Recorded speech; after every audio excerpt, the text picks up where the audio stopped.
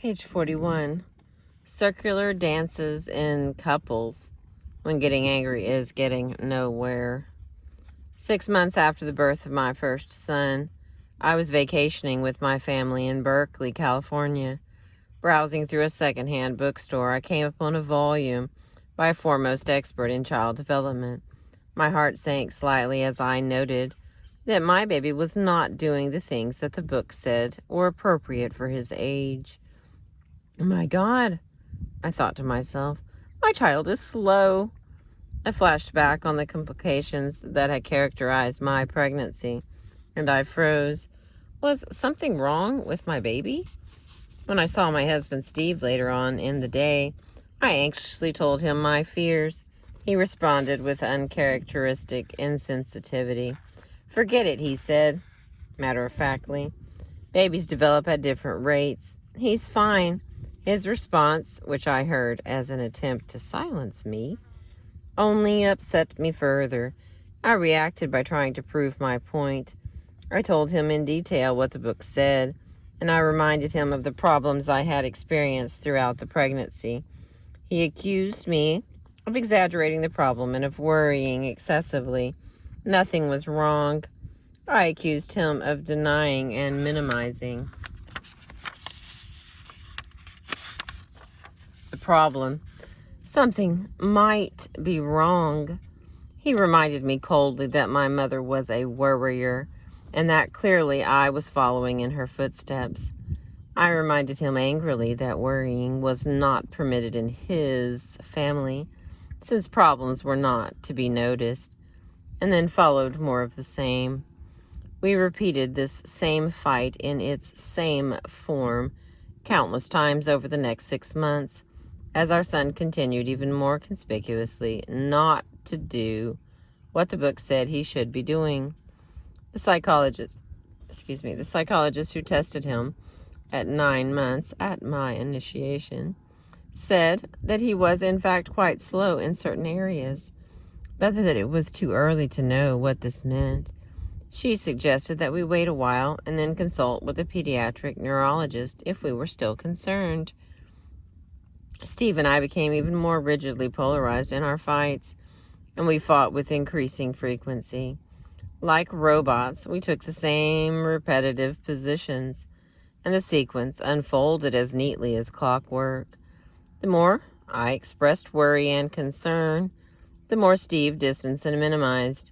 The more he distanced and minimized, the more I exaggerated my position. This sequence would escalate until it finally became intolerable, at which point each of us would angrily point the finger at the other for starting it. We were stuck. Our years of psychological training and intellectual sophistication went down the drain. It was clear enough that what each of us was doing only provoked a more vehement stance in the other. Yet somehow, neither Steve nor I was able to do something different ourselves. "Your baby is fine," a top pediatric neurologist in Kansas City reported blandly. "Our son was almost a year old.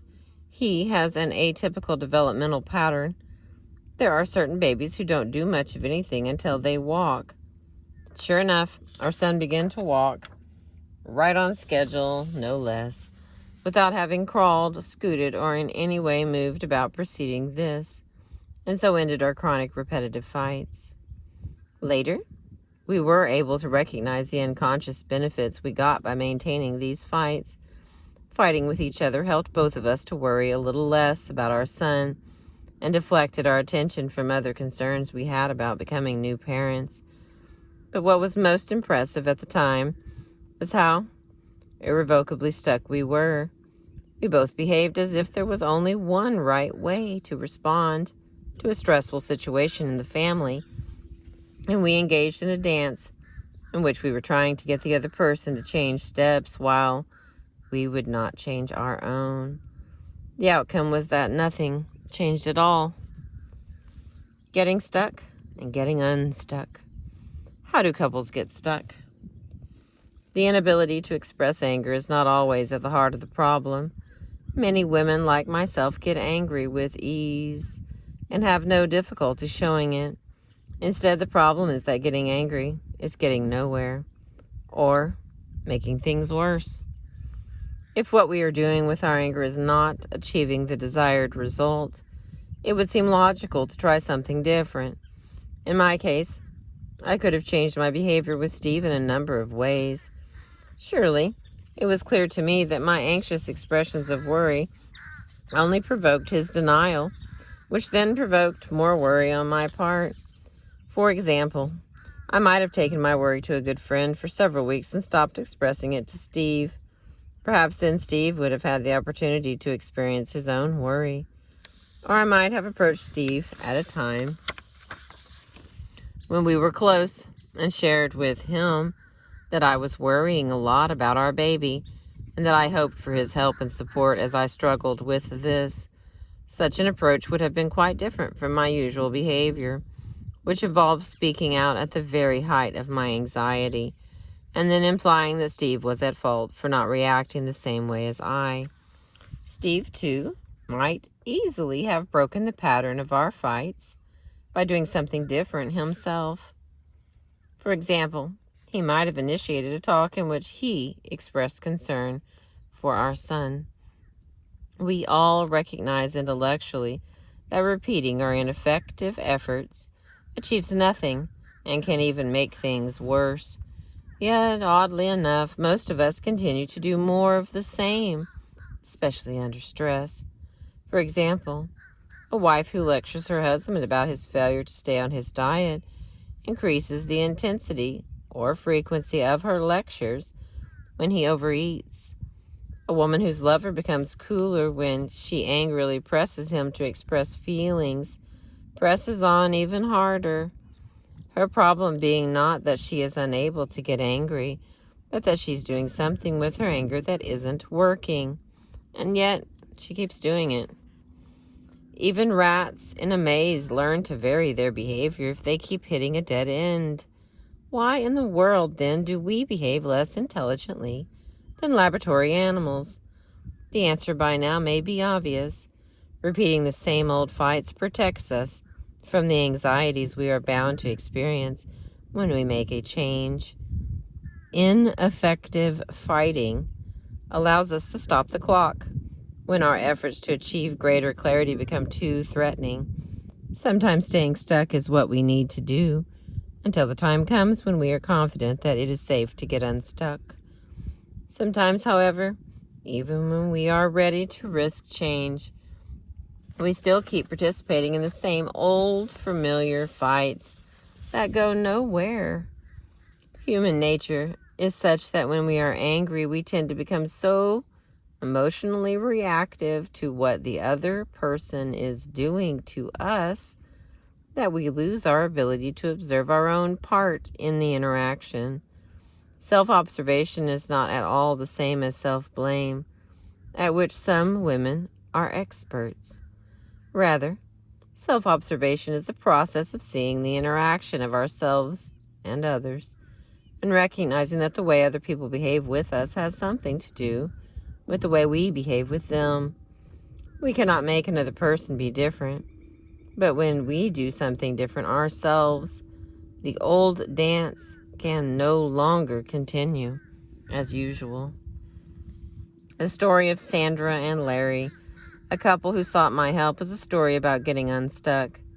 While the content of their struggles may or may not hit home, the form of the dance they do together is almost universal.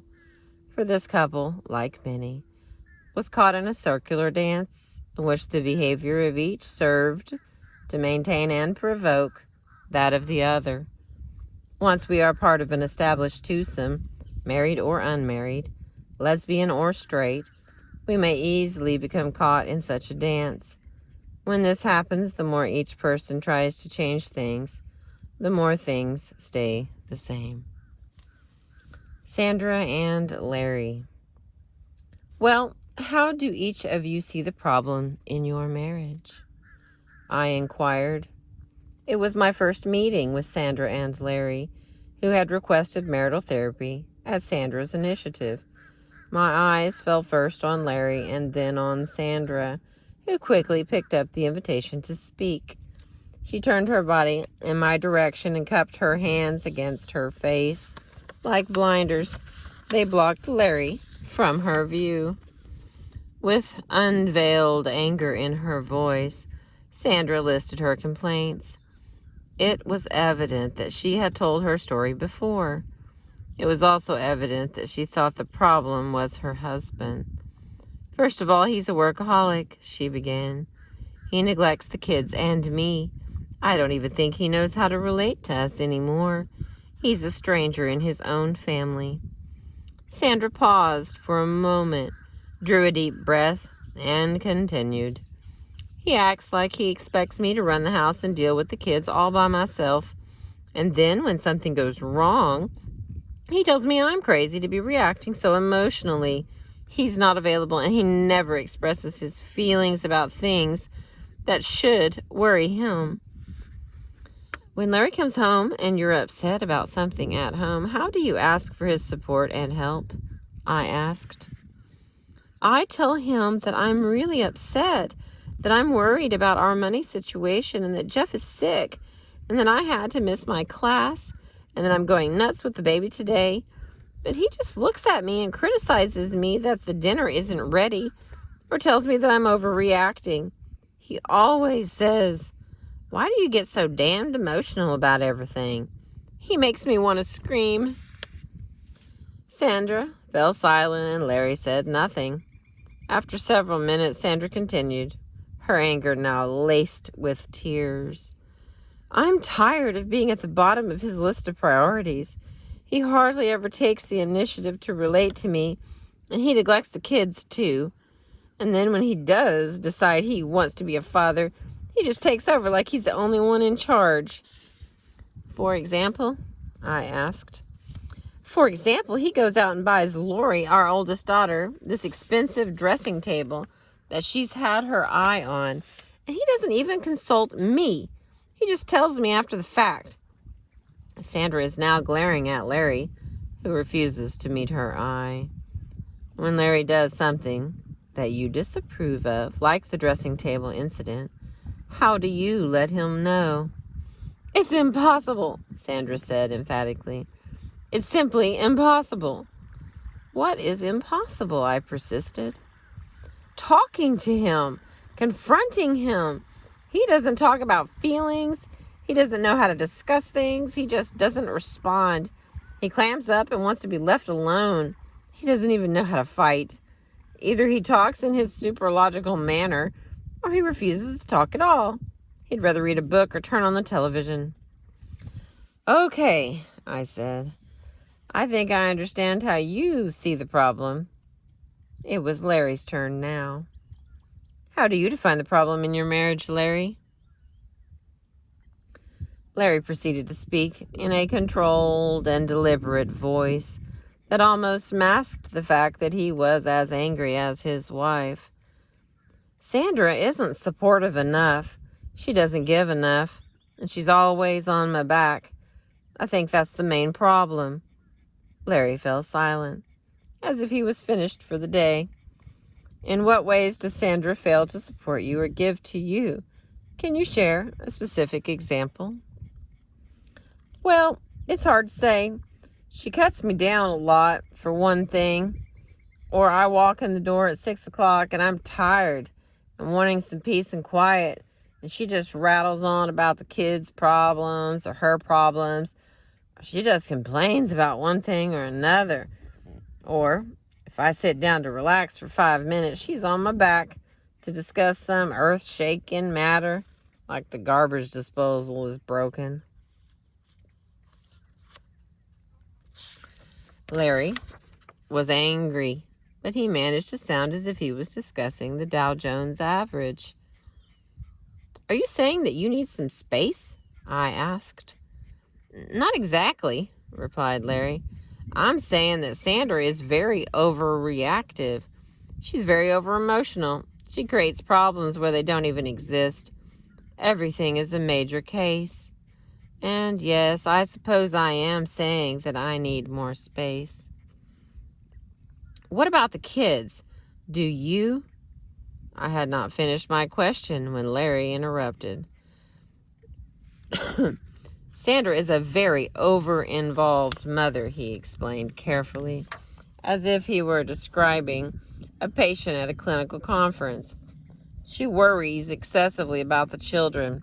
She inherited it from her mother, and if you could meet her mother, you would understand. Do you worry about the kids? I inquired. Only when there's something to worry about. For Sandra, it seems to be a full-time job.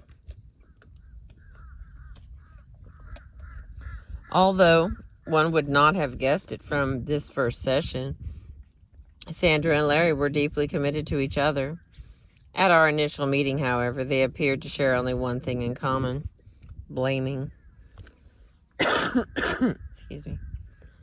Like many couples, each spouse saw the locus of his or her marital difficulties as existing entirely within the other person, and each had the same unstated goal for marital therapy: that the other would be fixed up and straightened out. Let's take a closer look at the details of Sandra and Larry's story, for there is much to be learned. Though couples differ markedly in how they present themselves, the ways in which they get stuck are very much the same. He just doesn't respond. She's very over-emotional. Sound familiar? Sandra and Larry's central complaints about each other will ring a bell for many couples. His unfeelingness, unavailability, and distance is a major source of her anger. My husband withdraws from confrontation and cannot share his real feelings. My husband is like a machine. My husband refuses to talk about things. My husband is more invested in his work than in his family. And it is no coincidence that men have a reciprocal complaint. My wife is much too reactive. She gets irrational much too easily. I wish that she would back off and stop nagging and complaining. My wife wants to talk everything to death.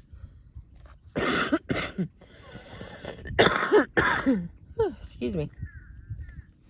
As typically happens, the very qualities that each partner complains of in the other are those that attracted them to each other to begin with. Sandra, for example, had been drawn to Larry's orderly, even-keeled temperament, just as he had admired her capacity to be emotional and spontaneous. Her reactive, feeling-oriented approach to the world balanced his distant, logical reserve, and vice versa. Opposites attract, right? Opposites do attract, but they do not always live happily ever after. On the one hand, it is reassuring to live with someone who will express parts of one's own self that one is afraid to acknowledge. Yet the arrangement has its inevitable costs. The woman who is expressing feelings not only for herself, but also for her husband will indeed end up behaving hysterically and irrationally. The man who relies on his wife to do the feeling work for him will increasingly lose touch with this important part of himself.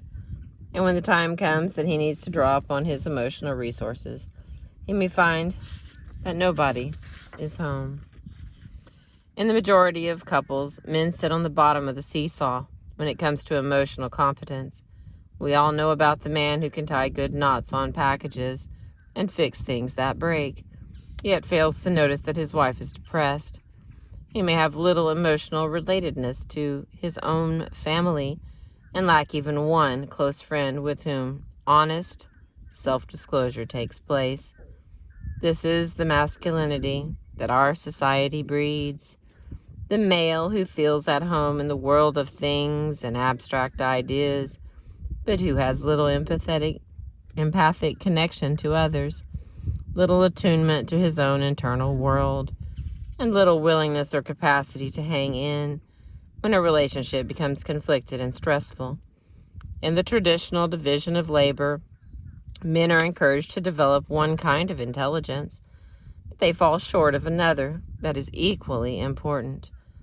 The majority underfunction in the realm of emotional competence, and their underfunctioning is closely related to women's over-functioning in this area.